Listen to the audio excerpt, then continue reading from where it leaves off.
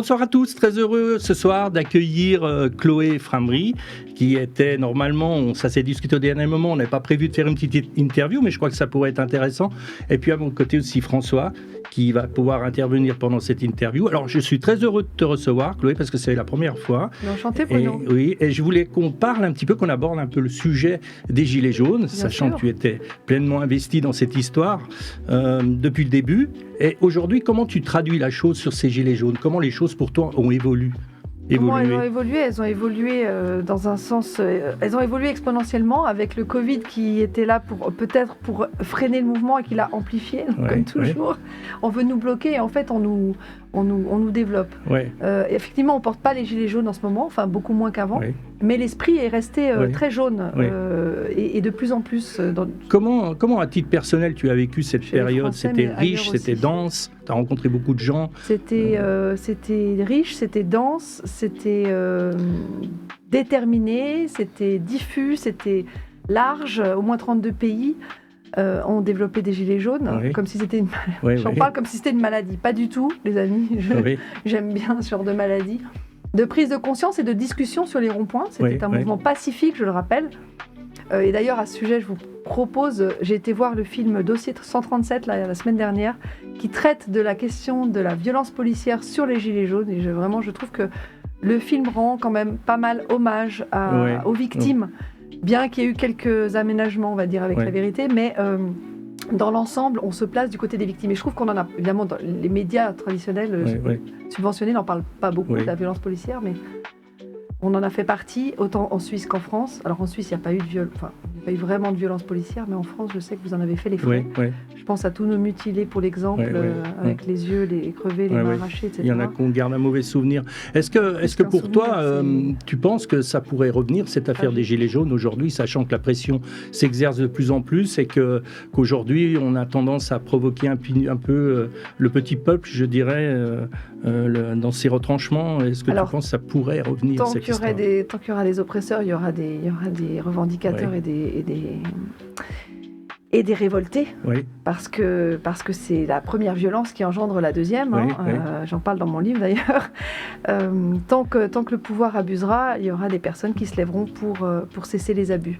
Gilets jaunes, c'est une marque comme une autre, c'est un emblème comme un autre. Des peuples oppressés, opprimés, il y en a eu de tous les siècles et de tous les temps, et ça reviendra évidemment puisque on n'a pas fini d'en baver, comme dirait l'autre. J'ai pu lire chez toi à un endroit que tu étais particulièrement allergique aux mensonges et à l'injustice. Alors, comme toi aussi, je pense. Oui, Bruno, évidemment, si on est là, on se rend compte que c'est pas non plus pour... Et François-Marie aussi. Donc aujourd'hui, pour toi, le mensonge est grandissant, mais en parallèle, la vérité est en train de prendre l'escalier, revenir. Mais elle avance. C'est le lièvre et la tortue. Le lièvre est parti depuis bien longtemps, n'est pas encore arrivé. Par contre, la tortue, elle avance pas à pas et on n'est pas loin de la ligne d'arrivée. D'accord. Donc, on peut attendre quelque chose de positif. Sans être passif, attention. Je ne prône pas la passivité ou la soumission. L'action, à son niveau, à son échelle, pas besoin d'être dans le spectaculaire, mais au moins être minimum cohérent. On reste dans la résistance nos valeurs et la vigilance. Nos actions, et ne pas se laisser abattre. Comment tu peux traduire ce qu'il y a sur les frontons des mairies, liberté, égalité aujourd'hui, quel impact ça peut avoir pour toi? Mais en synthétisant de manière très rapide, la liberté aujourd'hui. Pour moi, c'est un slogan comme tous les autres. Ces gens-là prônent la liberté, se disent démocrates, etc. Ils font exactement l'inverse. Je pense que c'est une maxime qui vient de la franc-maçonnerie d'ailleurs, la fraternité avec la liberté, l'égalité. Prôner la liberté avec pas un gramme en poche en fait. Oui, c'est ça. D'accord. La liberté, l'égalité des sexes et la fraternité des loges, des trucs complètement dévoyés. Ok. On pourrait parler du président français qui vient en fait de la Young Global Leaders ou des choses comme ça. Ou du WEF. Voilà. Donc en fait, je pense qu'on a dit pas mal de choses à ce niveau-là. Mais je te laisse aussi la parole. Peut-être tu vas intervenir aussi. À toi. Alors, moi, j'ai vu un super film sur les Gilets jaunes aussi qui s'appelle La Braise. Et voilà, ça parle du parcours d'une nana qui bosse en usine et qui s'engage et l'incompréhension de son mari jusqu'à ce qu'il comprenne lui-même. Et que finalement il aille rejoindre sa femme au commissariat. Et j'en ai parlé avec une amie qui a été gilet jaune, que j'ai rencontrée à Castres, et qui m'a dit effectivement elle était un peu sceptique au début, et elle m'a dit non, le film m'a beaucoup touché, j'ai retrouvé des trucs, donc voilà, j'ai la validation d'une gilet jaune.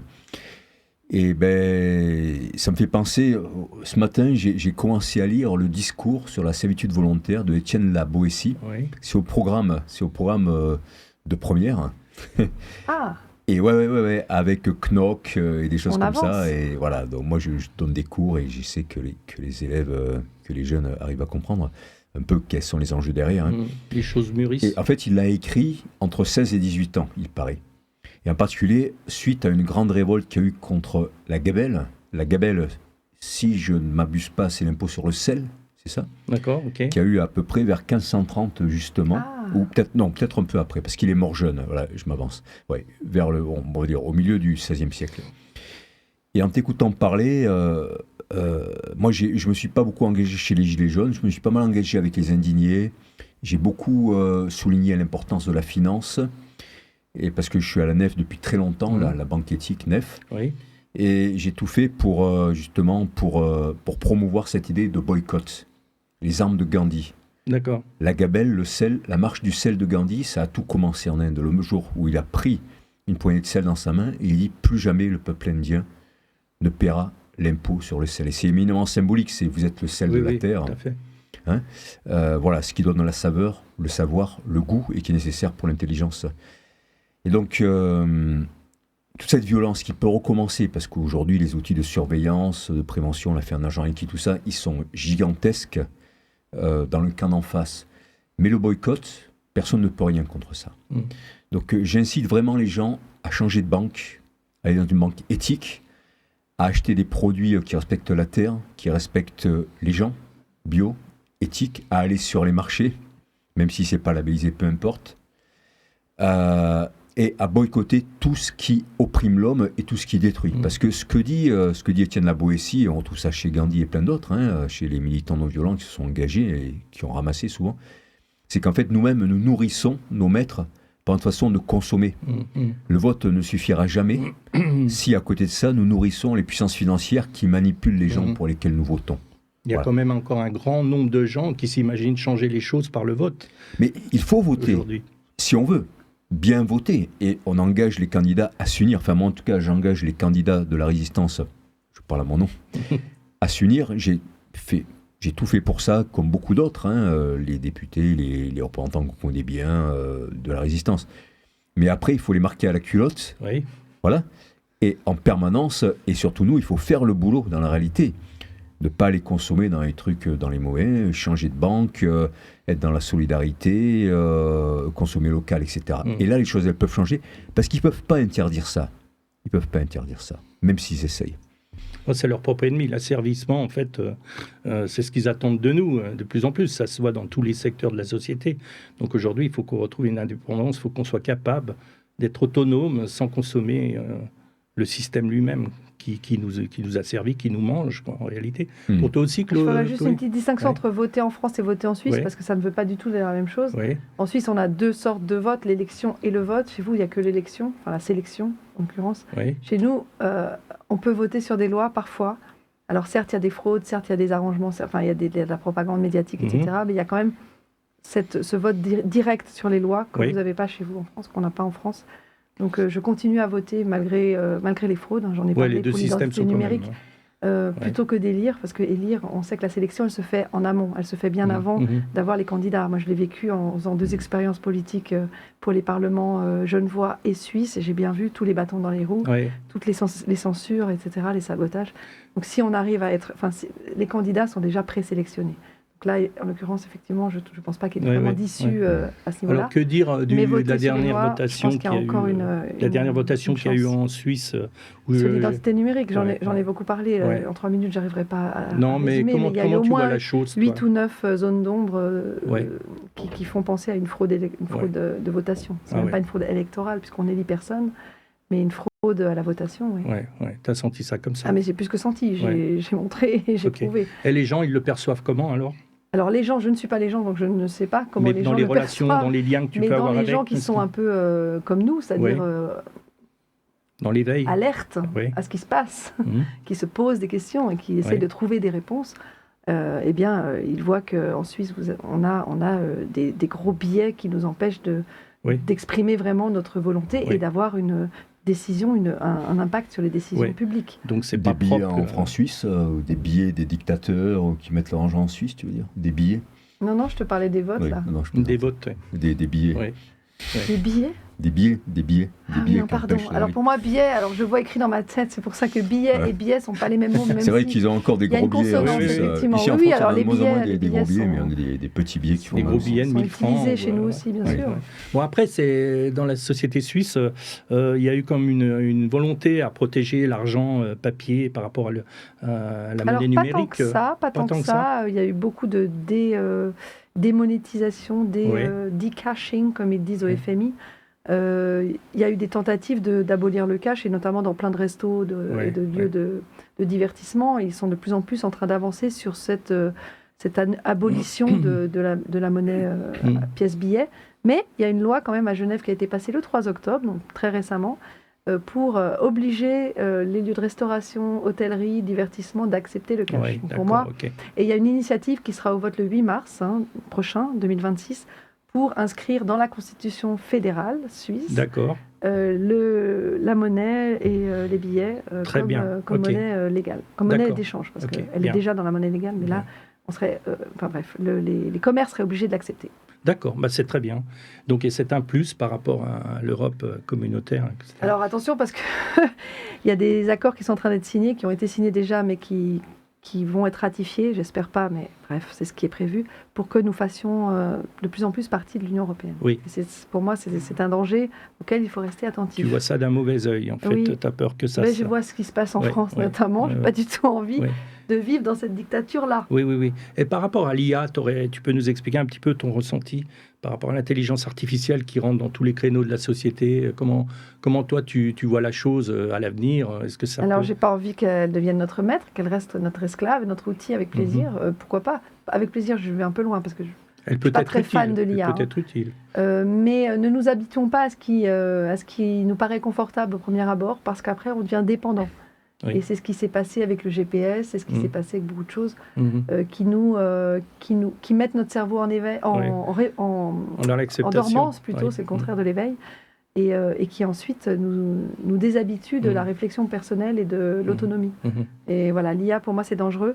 Restons maîtres de nos productions. Certes, ça peut être utile certaines fois, de certaines manières. Il y a des secteurs où c'est très, très, très positif, après, oui. Mais encore une fois, ça dépend des données qui sont utilisées. Ça reste quand même une compilation de données, un outil statistique qui ne gère que les données qu'elle a à disposition. Si les données sont triées avant d'être compilées, il y aura forcément des biais, des fameux biais ou billets, comme tu veux, qui vont fausser la réponse. Et c'est ça que je crains. Dès qu'on délègue notre réflexion à un outil extérieur, on a une possibilité de dévoiement de la vérité. Une perte de souveraineté personnelle. Une perte de réalité. Voilà. Est-ce que tu crois que dans la société, les gens perdent conscience de ça? Ils répondent à la facilité, par exemple, des paiements sans contact, des paiements avec le téléphone, des choses qui paraissent faciles et qui nous asservissent, et qui tracent tout ce qu'on fait. Et pour moi, ça, c'est un... Attention, danger. L'asservissement. Ok. Tu voulais rajouter quelque chose? Sur l'IA, c'est vraiment le basculement civilisationnel. D'ailleurs, c'est marrant parce que le premier nom du Dieu dans l'Ancien Testament, c'est Yah. Yahvé, Yah. Là, on est de Yah à l'IA, du jardin d'Éden à l'ADN. Et voilà, il y a beaucoup de symboles à ce niveau-là. Mais au-delà du symbole, l'IA, c'est une gigantesque entreprise de pomper tout ce que l'humain a produit en termes de connaissances, de techniques, tout ça, pour rendre l'humain obsolescent et donner l'impression que l'IA a dépassé l'humain, alors que non, ça n'est que finalement la somme, et plus que la somme, de beaucoup de cerveaux humains. Mais c'est pas du tout artificiel, c'est artificiel. Parce que l'IA chinoise, saoudienne, anglaise, sera pas la même que l'IA française. Il y a ces fameux biais, c'est énorme. Et puis c'est un poids écologique totalement gigantesque. C'est véritablement un monstre, l'IA. C'est une bête qui se nourrit de tous les hommes, qui se nourrit de ce que leur intelligence a produit, de ce que leur intelligence ne produit plus, de l'énergie, de l'eau, pour la refroidir. Et c'est vraiment un culte, je dirais, antéchristique. Il y a quelque chose d'antéchristique dans l'IA, à Grenoble, il y a le plus gigantesque base de data center qui va s'installer là dans quelques mois, assez rapidement. Et voilà, et tout le monde finit par se coucher devant ça en disant oui, il y a quand même des usages intéressants. Alors, bien sûr, il peut y en avoir quelques-uns parfois, voilà. Mais tout peut être fait par des humains. Et ça donne du travail. Il suffit de se partager les tâches ingrates. On n'a qu'à se partager les tâches ingrates. Voilà, je veux dire. Le quotient intellectuel de l'humanité a atteint son summum à la fin des années 70, juste avant l'arrivée des ordinateurs personnels. Parce qu'on savait tout faire nous-mêmes. Au papier millimétré, on bâtissait des gratte-ciel. On faisait des œuvres d'art fabuleuses, des studios d'enregistrement, des baffles, des micros. Écoutez, la musique en 70, jamais on n'a été aussi créatif. Et on connaissait tout. Et il y avait à la fois la culture classique qui nous venait du XXe siècle, des siècles précédents, dans tout l'héritage de la Renaissance et tout ça.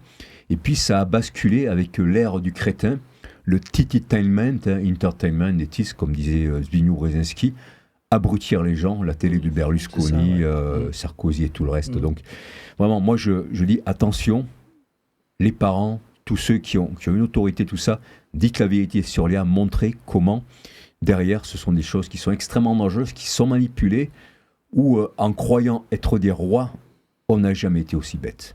Ouais. D'accord, tu es d'accord avec tout ça? Tout à fait. Ok. Je valide. Eh ben, c'est magnifique, alors on valide tous les trois. Eh ben, en tout cas, merci beaucoup pour cette petite interview. Je crois que vous avez faim. Oui, la raclette nous attend. Il y a quelque chose qui vous attend. Ouais. Alors merci à tous et bon appétit à tous. Merci beaucoup pour le travail que vous faites, c'est très important. Merci.